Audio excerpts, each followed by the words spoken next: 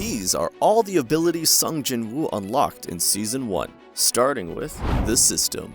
Left for dead and about to be crushed by a giant statue inside the Kandiaru temple, Jinwoo's strong will to live triggered a strange event. Appearing before him, there was a game-like screen. On it, there was a mysterious choice. Jinwoo could either die right then and there, or he could become a player.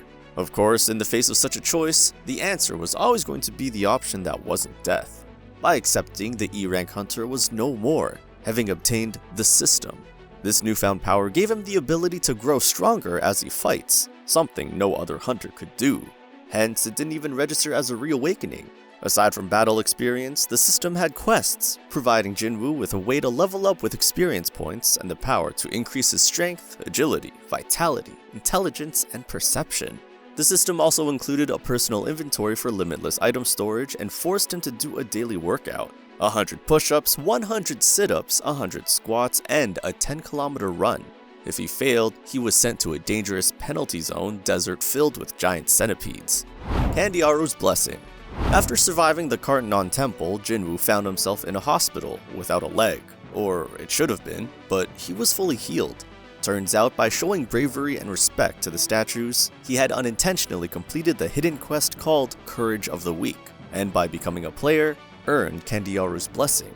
This permanent passive skill acted as his ultimate safety net. It gave him 3 key benefits: Will to Recover, a powerful healing ability that completely restored his lost leg; Detoxification, which made him immune to all poisons and sickness; and Tenacity, a last resort defense that cuts all incoming damage in half whenever his health falls below 30%. Sprint. Jinwoo gained his first active combat skill out of pure desperation. After being betrayed by Hwang Dong-suk's group and left to die with Yoo Jin-ho in a C-rank dungeon, he had to face the giant spider boss alone. While frantically dodging the spider's fast attacks, his urgent need for more speed caused the system to unlock Sprint.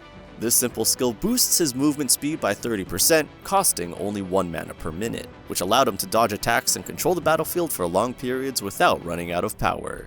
Bloodlust. The same betrayal that unlocked Sprint also led to a much darker ability. When the system confirmed that Hwang Dong-suk's party planned to murder him, it gave Jinwoo an emergency quest to kill them first. After completing this grim task, he was rewarded with Bloodlust. Also known as Murderous Intent, this skill lets out a powerful aura of killing intent that causes fear and paralysis in his targets. More importantly, it cuts all of their stats by 50%.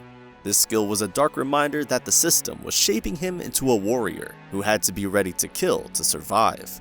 Advanced Dagger Arts. As Jinwoo grew more skilled, he began to favor daggers, especially after getting the powerful Kasaka's Venom Fang from an instant dungeon.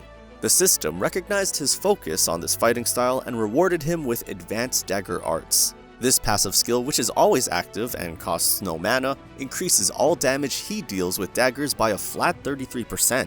It greatly boosted his attack power and solidified his identity as a fast, high-damage fighter. This marked his shift from a survivor using any weapon he could find to a specialist mastering his craft, making his training feel far more rewarding. Critical Attack. As a natural extension of his dagger mastery, the system granted Jinwoo the passive skill Vital Strike, often referred to as Critical Attack. It wasn't a reward from a specific quest, but rather a milestone in his development as an assassin-type hunter.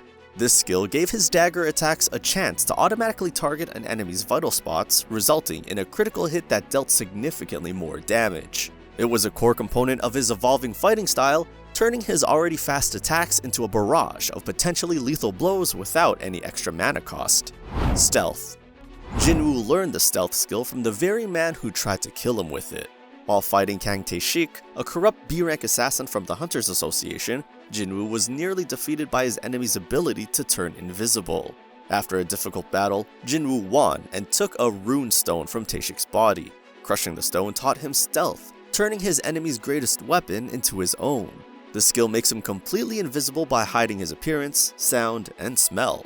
While very useful for surprise attacks and escapes, its high mana cost meant he had to use it strategically. It opened up entirely new ways for him to approach dungeons and enemies. Mutilation. During the job change quest, before his fateful duel with Igris, Jinwoo was ambushed by a group of cloaked assassin-type monsters. After he successfully defeated the entire squad, the system rewarded him with the Mutilation skill, an upgrade of critical attack.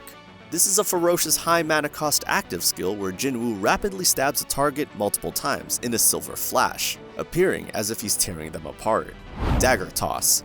During the difficult job change quest, Jinwoo was trapped in a large castle and had to fight endless waves of knights and mages. His close-range dagger style was ineffective against so many enemies, especially the mages attacking from a distance. Out of necessity, he began throwing his daggers to take out the faraway threats. The system recognized this action and turned it into the Dagger Toss skill. This simple but vital ranged attack costing 30 mana allowed him to break enemy lines and handle threats he couldn't reach, proving that his own battlefield instincts could now create new skills. Commander's Touch. In that same job change quest, Jinwoo faced the powerful knight commander, Igris the Bloodred. It was an intense duel of speed and strength, and Jinwoo only managed to win through clever tactics and sheer determination. After defeating Igris, he took a runestone from the knight's remains and learned Commander's Touch. This was Igris' own telekinetic skill, which he had used to call his sword back to his hand. For Jinwoo, it was a major step up from purely physical skills. Its most immediate use was to pull his thrown daggers back to him, allowing him to use dagger throw over and over without stopping and creating his first true combat synergy. Shadow Extraction. By surviving the job change quest for far longer than expected, a feat he managed by using the penalty zone to escape and heal mid-fight, Jinwoo didn't just get a new job, he was completely reborn. The system bypassed the standard Necromancer class and gave him the hidden, legendary class of Shadow Monarch. This granted him his new signature ability, Shadow Extraction. With the command Arise, he can pull the soul from a defeated enemy and resurrect it as a loyal Shadow Soldier. The chance of success depends on how strong the enemy was. His first attempt was on Igris, and after 2 heartbreaking failures, the third try worked, giving him the first commander of his new army in a moment of overwhelming triumph. Shadow Preservation.